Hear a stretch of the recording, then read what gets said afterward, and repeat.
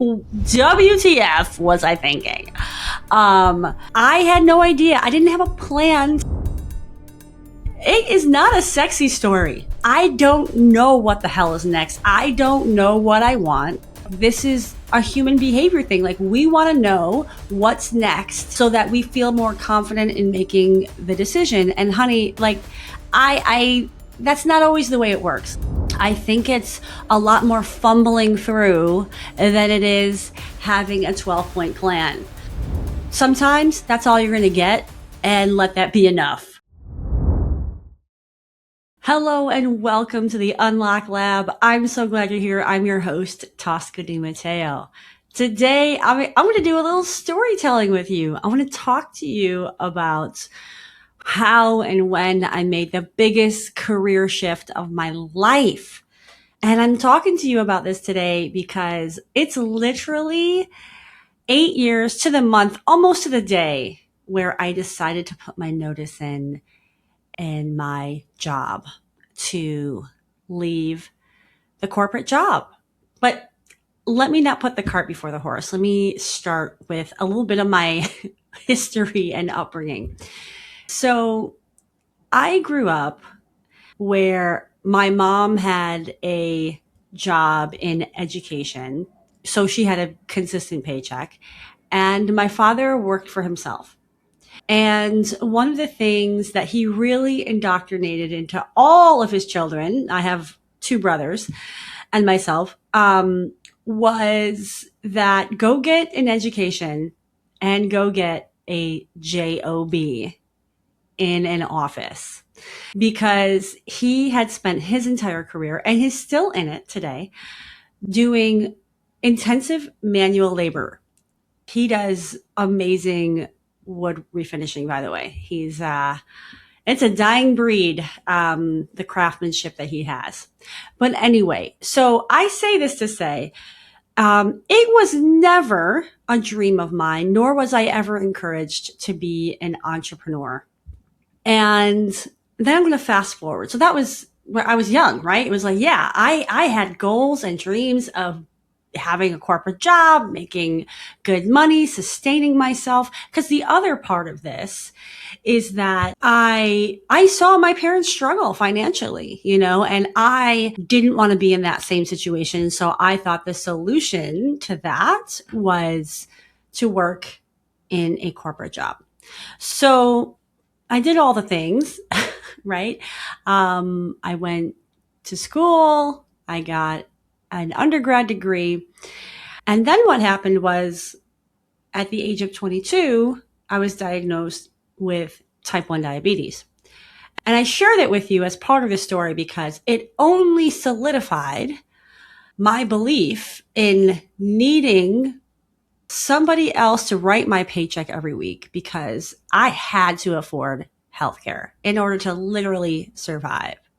So, okay, fast forward, and it is 2018, and my husband was in a situation where it was highly likely that we were going to make a move to another state in order for his career to thrive.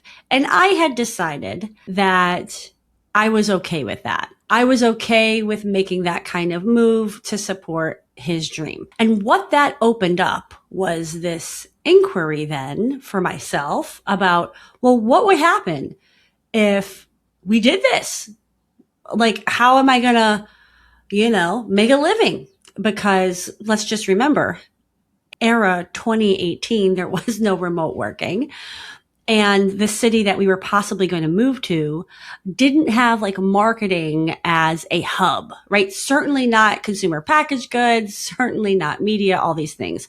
So I was either going to have to figure out a different industry, or I was going to have to figure out a different functional area. And literally, it was the first time in my long linear career journey that I stopped to ask myself, well, what else is possible? So I want to share that because, at that time, right, I was not yet 40. I hadn't really stopped to think what else was possible for my career. So I did that. I started to think about it. And I didn't end up really figuring that out. But what I did end up figuring out was that at the same time that this inquiry was going on, I was also looking at the current situation and trajectory of my career and started to really think about, well, what else would I want in this current employer? What else, where else could I go? What else could I want?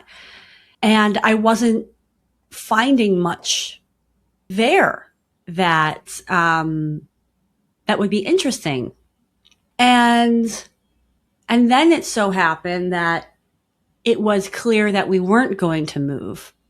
But I was already on this trajectory of asking myself, what do I want and what's possible? And that led me to actually proposing a job description and title that I would be excited to do in this particular company.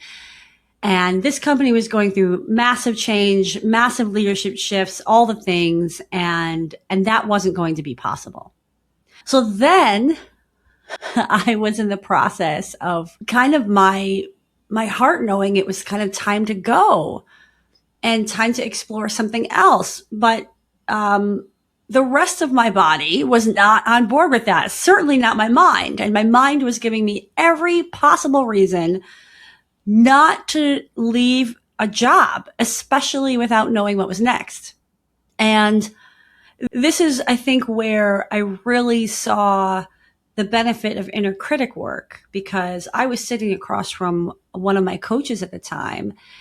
And I was at this stage where I was like, I know I have to leave, but I still have all these voices in my head telling me like, this is a terrible idea. And so through that work with her, I recognized that all those inner critic thoughts were not mine. They were fear-based and scarcity-based, but it wasn't what I truly believed.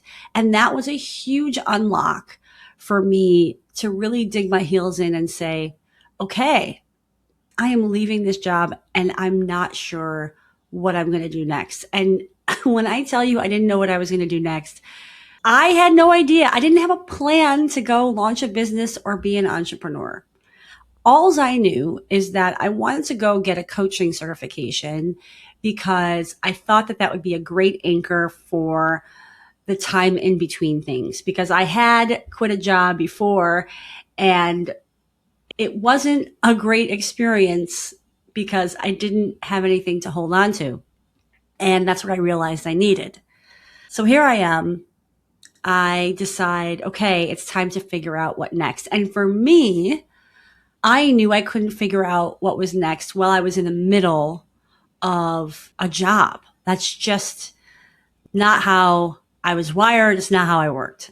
So I left and I signed up for a coaching program. And that brings me into June of 2019 when I got my coaching certification. And I was doing a lot of traveling that year. I was enjoying myself. I wasn't being hard on myself for figuring out my job or my company or anything like that. I was in the moment. And you guys, this is 2019. So I'm so glad that I did, because obviously the next few years travel was extremely limited. But I digress. I realized that I was launching a business when I was literally signing the check. Okay, maybe I wasn't signing the check. Maybe I was Zelling or Chase paying the bill.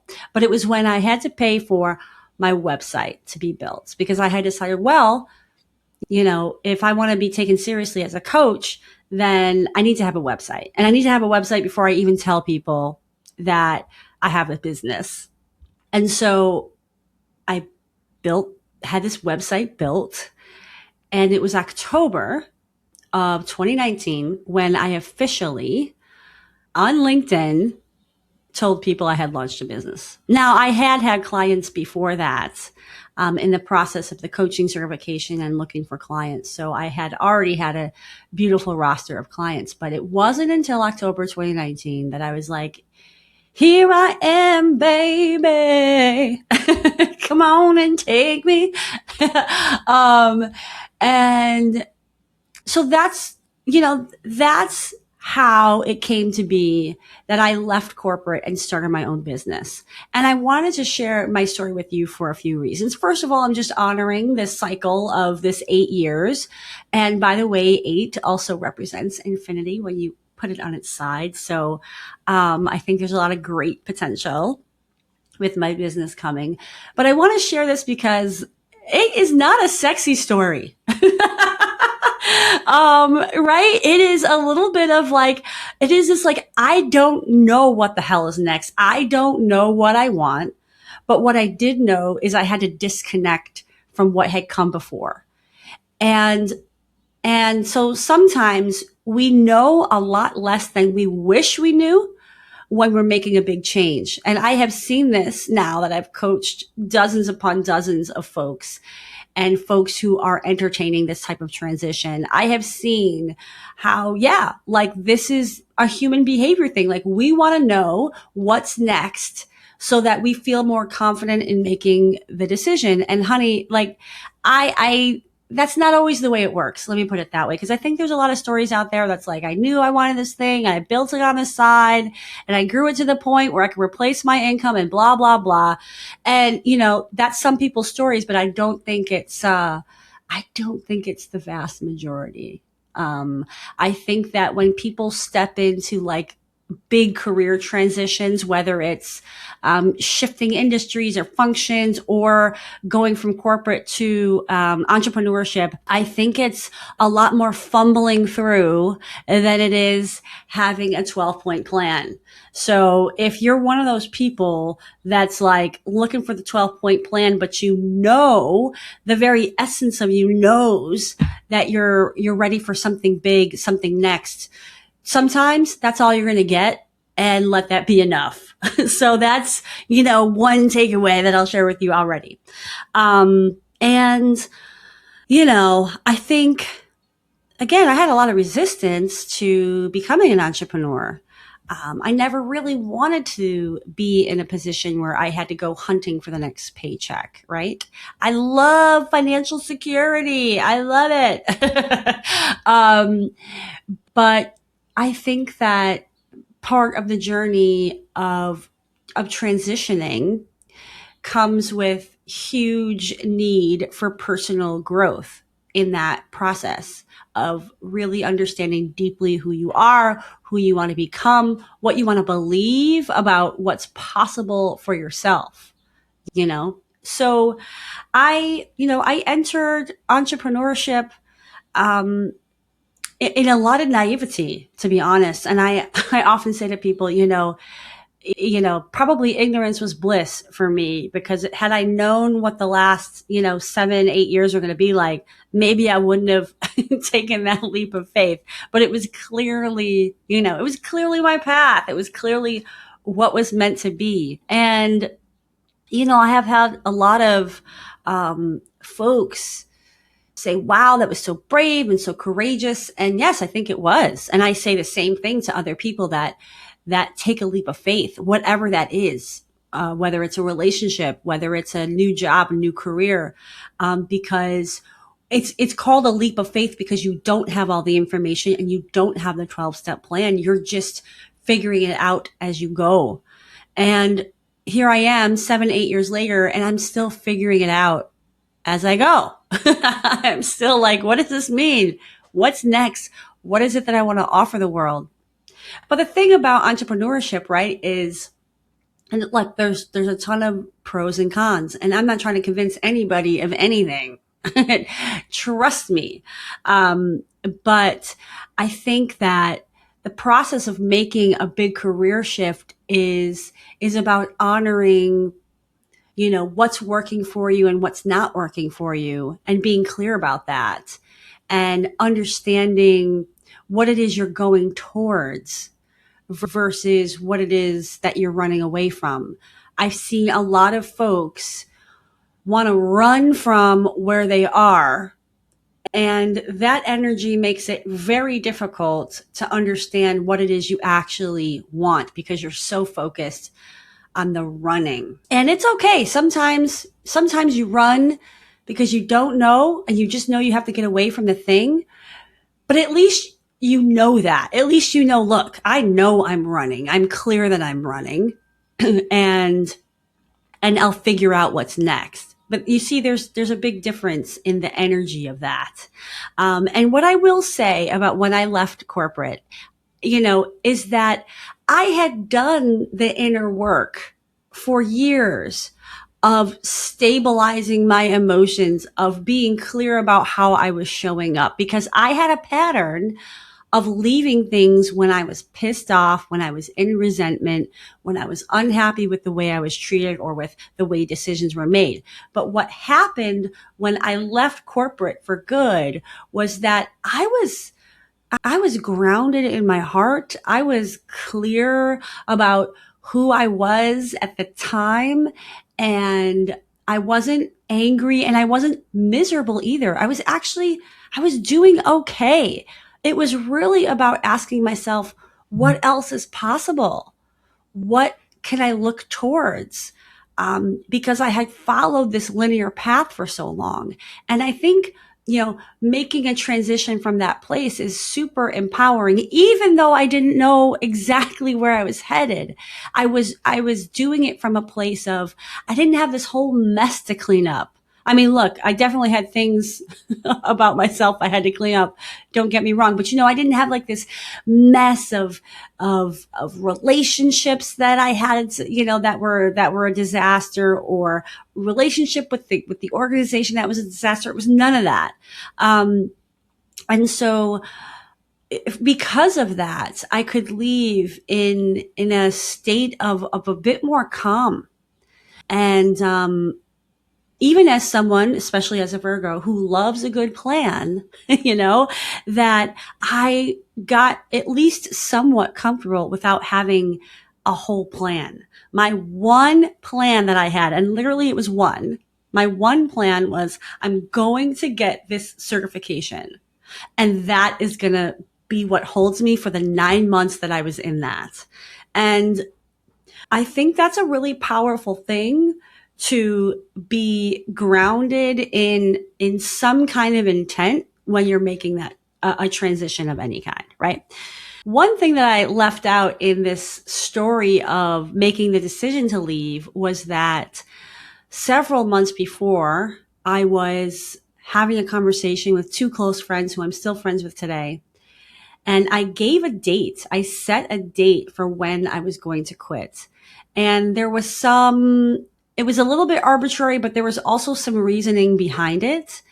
And I made that commitment to myself and to others. And that really helped me be beholden. Because if I didn't have a date, there was nothing driving it, right? Like, we weren't moving away. I wasn't having a kid, there was no milestone to say, like, you have to do it by this date. So I had to set one.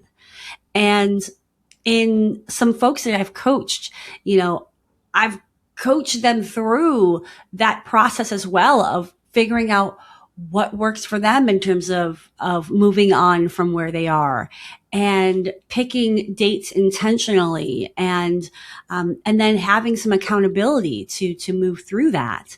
And yeah, sometimes those dates moved with my clients, but they didn't disappear. They just shifted as more information was available, or as things happened, or whatever. But having that date, having that commitment, I think was a really important part of my process, because there was an absence of any other key milestone that I had to work towards. And, I won't get all into the entrepreneurial journey on this particular episode, but the journey since then, you may be wondering, like, well, do you ever regret it? Have you ever regretted it? I have absolutely questioned my sanity over these 8 years. WTF was I thinking? And, my inner critics absolutely have come in quite frequently, which I've been through different phases of my inner critic coming in and telling me, that I did the wrong thing, or that like I need to move on, or like, go be a barista, like all the things, But one thing has remained true, that the deepest knowing that I have, my soul knowing, my essence knowing, my spirit knowing, whatever you call it for yourself, my knowing is that this is exactly the path that I'm supposed to be on. And I don't know if that will ever change. I never like to, I never say never ever, because I don't know what tomorrow will bring. But anytime that, I'm on that emotional roller coaster ride, or I'm questioning myself or whatever, I always come back to my knowing. And I think that that's a tool that we have in our toolbox that's really honest with ourselves, and that's happened in relationships that I've had to let go of. That's happened in places that I've had to actually allow into my heart, is coming back to what I know to be really, really true from my heart space and not from my head space. And that has given me a lot of solace that, yep, I'm doing the right thing. And that is in spite of any financial gain. That is in spite of anything else. One of the things that, I left corporate for was not just my own freedom of time, creative freedom, of being able to traverse different lanes in my career. It was also this goal of finding like financial abundance without the ceilings, right? Without the limitations. And have I found all of those things on my entrepreneurial journey? No, I haven't. But what I've learned is that the journey of the transition has been a lot about redefining what success looks like for me, redefining how I celebrate, what I celebrate, and what it is I truly, truly want that's beyond any conditioning. Because I told myself for years, for example, that I really valued and I really wanted a consistent paycheck. And I've come to learn that what I value and what I want is actually not that, right? On the list of priorities, that's really, really at the bottom. And I know that it's really at the bottom because I have not been compelled to go back into a corporate job and get that consistent paycheck. I mean, there's of course a lot of privilege and opportunity for me to do this in the way that I have. So I don't want to not, mention that.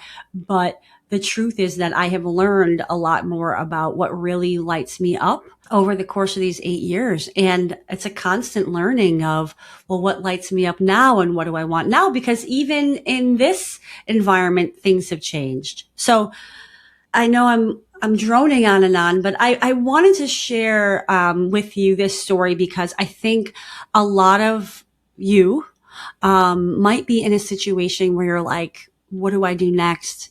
Do I need to change? Or maybe you've been forced into change and what happens now, and you want the perfect answer and you want the perfect roadmap. And I'm here to tell you that you don't need a perfect roadmap and you don't need all the answers. You just need to understand and listen to yourself in a way that maybe you never have. And if this is resonating, if this is sounding like you, if you are, maybe you're tearing up, because maybe it feels heavy, or maybe you don't know what to do because it's hard to find your own voice and your own whispers, then please feel free to reach out to me. This is the work that I help folks do. This is what I do in my coaching, is helping people to find their own truth and their own answers and their own pathway, because I don't have all the answers for you, but I can help you to discover the answers within yourself. That's my superpower, and that's why I'm an entrepreneur. That's why I founded Tosca Coaching and Consulting. But anyway, thank you so much for tuning in to the Unlock Lab. I hope you're having an awesome end of your summer, and I look forward to seeing you next time on the Unlock Lab. Thanks so much, and ciao for now.